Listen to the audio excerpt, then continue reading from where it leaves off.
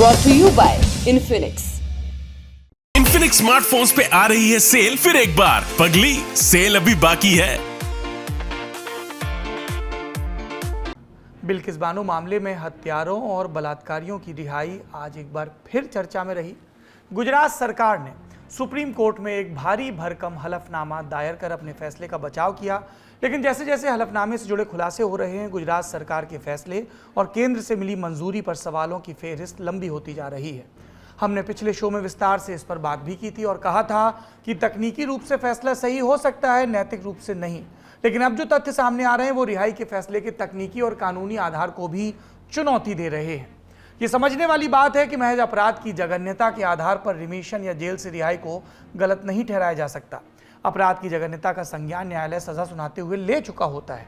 Jail से रिहाई का फैसला कार्यपालिका के क्षेत्राधिकार में होता है और इस निर्णय पर पहुंचते हुए कार्यपालिका से अपेक्षा होती है कि वो दोषी में आए बदलाव अथवा सुधार के साथ उसकी रिहाई से समाज पर पड़ने वाले असर पर ध्यान दे, और इसी को ध्यान में रखते हुए रिमिशन पॉलिसी के तहत नियम बनाए गए हैं। इस कसौटी पर गुजरात सरकार का फैसला कितना खरा उतरता है, जवाब के लिए कुछ बिंदुओं पर गौर करिए। इस बात का बड़ा प्रचार किया जा रहा है कि बलात्कारियों ने 14 साल की सजा भुगत ली, लेकिन जब प्रेस के हाथ हलफनामा लगा तब सामने आया कि सजा के दौरान दोषी नियमित रूप से बाहर आए और वो भी हजार दिनों के लिए। रमेश चांदना 1576 दिन बाहर, इसमें 1198 दिन परोल और 378 दिन फरलो। जसवंत नाई 1169 दिन, इसमें 950 दिन परोल के और 219 दिन फरलो के। इस सूची में अगला नाम है गोविंद नाई का, 1202 दिन, इसमें 986 दिन परोल के और 216 दिन फरलो के। शैलेश भट्ट 1103 दिन, इसमें 934 दिन परोल के और 163 दिन फरलो के। इसे 6 दिन की अस्थायी जमानत भी मिली थी। विपिन चंद्र जोशी 1079 दिन, इसमें 909 दिन परोल के और 170 दिन फरलो के। प्रदीप मोरडिया 1234 दिन, 1011 दिन परोल के और 223 दिन फरलो के। बाका भाई वोहनिया 998 दिन, 807 दिन परोल के और 191 दिन फरलो के। राजू भाई सोनी 1348 दिन, इसमें 1166 दिन परोल के और 182 दिन फरलो के। मितेश भट्ट 1005 दिन, 771 दिन परोल के और 234 दिन फरलो के। और राधे श्याम शाह 1049 दिन, 895 दिन परोल के और 154 दिन फरलो के। केसर भाई वोहनिया का भी सुनिए, 1175 दिन, 972 दिन परोल के और 203 दिन फरलो के। आपको लग रहा होगा इतने नाम, इतने ब्यौरे गिनाने की वजह क्या है? ये नाम ऐसे ही नाम नहीं है। पूरे देश में, सुप्रीम कोर्ट में, मीडिया में, पब्लिक स्फीयर में चर्चा हुई है इस केस की, बहस हो रही है, लेकिन केंद्र और राज्य सरकार का रवैया नहीं बदल रहा है। परोल और फरलो पर अभी और बात होगी। आपको याद होगा, परोल के दिनों को कैदी वापस जेल आकर फिर काटता है, फरलो के दिन सजा का हिस्सा मान लिए जाते हैं। ऐसे में रमेश चांदना ने 1 साल से भी ज्यादा का वक्त खुली हवा में बिताया सजा के तौर पर। उस दौरान वो तकनीकी रूप से कैद भुगत रहा था। ठीक इसी तरह जसवंत नाई, गोविंद नाई, प्रदीप मोरडिया, मितेश भट्ट और केसर वोहनिया भी औसतन 7 महीने या ज्यादा जेल से बाहर रहे। ये सिर्फ फरलो की बात कर रहे हैं और सजा का मीटर चलता रहा। ऐसे में कोई ये कह सकता है कि भैया फरलो तो कैदी का अधिकार है और अधिकार मिलने पर सवाल नहीं उठाया जाना चाहिए। ठीक है, तब परोल पर ध्यान दीजिए। परोल कैदी का अधिकार नहीं होता है, इसके लिए एक ठोस कारण चाहिए होता है। मिसाल के लिए ऐसे किसी शख्स की मृत्यु या विवाह जिससे खून का रिश्ता हो। ये सोचने वाली बात है कि ऐसे कौन से ठोस कारण रहे होंगे कि रमेश चांदना और राजू सोनी तकरीबन 3.25 साल परोल पर बाहर रहे। बाकी सारे कैदी भी 2.5 से पौने 3 साल तक परोल पर रहे। फिर परोल देते वक्त सक्षम प्राधिकारी से विवेक के इस्तेमाल की अपेक्षा होती है। उसे ये देखना होता है कि कैदी के भाग जाने का खतरा तो नहीं है। इस बात का उल्लेख हमने इसलिए किया क्योंकि ये 11 कैदी कई बार परोल और फरलो की अवधि पूरा होने के बाद समय पर जेल नहीं लौटे। रमेश चांदना को 2015 में 14 दिन की फरलो मिली, लेकिन वो जेल लौटा 136 दिन बाद, यानी 122 दिन लेट। राजू सोनी को सितंबर 2013 में 90 दिन की परोल मिली, लेकिन वो जेल लौटा 287 दिन बाद, यानी 197 दिन लेट। इसी तरह जसवंत नाई ने 2015 में सरेंडर के लिए 75 दिन ज्यादा लिए। गुजरात सरकार ने 14 साल की सजा पूरी होने वाली जो बात अपने हलफनामे में कही है, उसे इन बातों के संदर्भ में भी देखा जाना चाहिए। अब आते हैं सजा के दौरान इन कैदियों के अच्छे व्यवहार वाले बिंदु पर। सजा का मकसद होता है कैदी में सुधार लाना, लेकिन क्या ये कैदी सुधर रहे थे? जवाब ये रहा। मितेश भट्ट और राधेश्याम शाह जब पैरोल पर बाहर थे तब उन पर जून जुलाई 2020 में राधिकापुर पुलिस थाने में एक FIR हुई। धारा लगी IPC 354 यानी किसी महिला की गरिमा को भंग करना, IPC 504 यानी शांति भंग करने के मकसद से अपमान करना और 506(2) यानी आपराधिक रूप से धमकाना। ये लोग पिंटू भाई नाम के एक गवाह को धमका रहे थे। इस मामले में भी चार्जशीट दाखिल हो चुकी है और मामला न्यायालय में विचाराधीन है। इस मामले में आरोपियों की तरफ से भी क्रॉस FIR हुई थी, पर मामला यही नहीं रुकता।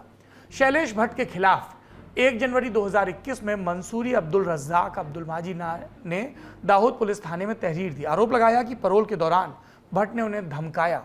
तहरीर में भट्ट को वापस भेजने की अपील भी की गई।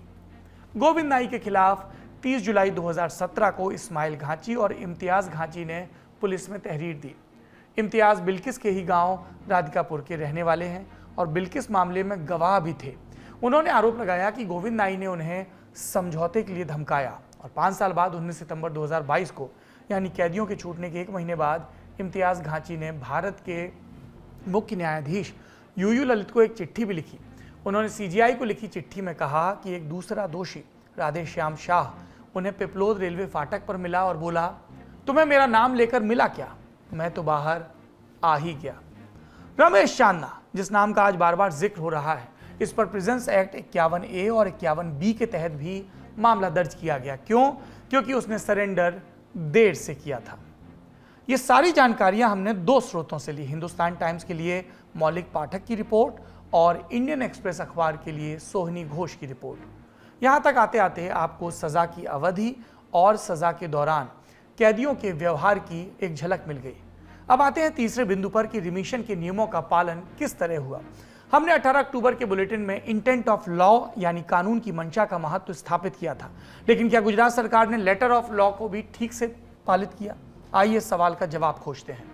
18 अक्टूबर को हमने आपको बताया था कि दोषियों की रिहाई के प्रश्न पर विशेष CBI अदालत के जज ने आपत्ति ली थी, लेकिन गुजरात सरकार ने जो फैसला लिया वो जज की राय से उलट था। अब ये बात अपनी जगह है कि ये फैसला राज्य सरकार को ही लेना था, लेकिन उसे सुप्रीम कोर्ट के फैसलों को ध्यान में रखते हुए ऐसा करना चाहिए था।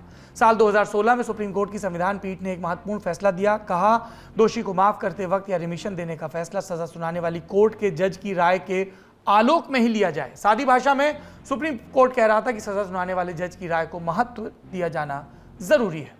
कोर्ट ने अपनी इसी बात को अप्रैल 2022 के रामचंद्र बनाम छत्तीसगढ़ सरकार मामले में दोहराया भी। न्यायालय ने कहा कि यदि सजा सुनाने वाले जज की राय को सिर्फ खाना पूर्ति मान लिया गया तो यह रिमिशन के कानून के मकसद को बेमानी कर देगा और तब यह पूरी प्रक्रिया महज एक औपचारिकता बनकर रह जाएगी। सुप्रीम कोर्ट के एक और फैसले पर गौर करना आवश्यक है। यह फैसला कहलाता है सन 2000 का लक्ष्मण नस्कर बनाम भारत सरकार। इसमें न्यायालय ने स्पष्ट रूप से बताया था किसी भी दोषी को रिमिशन देते वक्त किन बिंदुओं का ध्यान रखना आवश्यक होगा। क्या है ये बिंदु? अपराध व्यक्ति के खिलाफ हुआ या फिर समाज के? क्या दोषी द्वारा अपराध दोबारा किए जाने की आशंका है? क्या दोषी में अब अपराध करने की क्षमता बाकी नहीं रही? क्या दोषी को जेल में रखने से कोई मकसद पूरा होता है? दोषी के परिवार की आर्थिक सामाजिक परिस्थिति भी। दर्शक जानते हैं सुप्रीम कोर्ट के फैसले पूरे भारत में लागू होते हैं। ऐसे में अभी बताए पहले बिंदु के संदर्भ में CBI के स्पेशल जज आनंद L यवलकर की राय का महत्व और बढ़ जाता है। सिर्फ इसलिए कि वो सजा सुनाने वाली अदालत के जज थे, इसलिए नहीं, बल्कि इसलिए भी कि उन्होंने रिमिशन पर अपनी राय देते हुए 10वें पैरा में एक साफ तौर पर टिप्पणी लिखी कि इस मामले में सभी आरोपियों को बेगुनाह लोगों की हत्या और रेप का दोषी पाया गया था। आरोपियों का पीड़ितों के साथ ना तो कोई संबंध था, ना ही दुश्मनी। यह अपराध सिर्फ इसलिए किया गया क्योंकि पीड़ित एक विशेष धर्म से थे। इस मामले में नाबालिग बच्चों और गर्भवती महिलाओं को भी नहीं बख्शा गया। यह हेट क्राइम और मानवता के विरुद्ध अपराध का सबसे विभत्स रूप था। समाज की चेतना को प्रभावित करने वाला कृत्य था। इस अपराध में पीड़ित पक्ष वृहद समाज है। जब CBI के जज ने कह दिया कि अपराध समाज के खिलाफ हुआ, तो सुप्रीम कोर्ट के साल 2000 वाले फैसले के रहते रिमिशन मिल जाना समझ से परे है। ऐसा प्रतीत होता है कि गुजरात की सरकार ने एक नहीं 2 स्तर पर सुप्रीम कोर्ट के फैसले से इतर लाइन पकड़ी। वैसे अब इन सारी बातों का हिसाब सुप्रीम कोर्ट में ही फिर से होगा। देखते हैं कोर्ट पूर्व में दिए अपने फैसलों के आलोक में गुजरात की सरकार के फैसले को कैसे व्याख्यायित करता है। मिटाने खबरों का गैप, रोज रात 8 बजे आएगा Lallan top show live on app. Download करें लल्लन टॉप ऐप।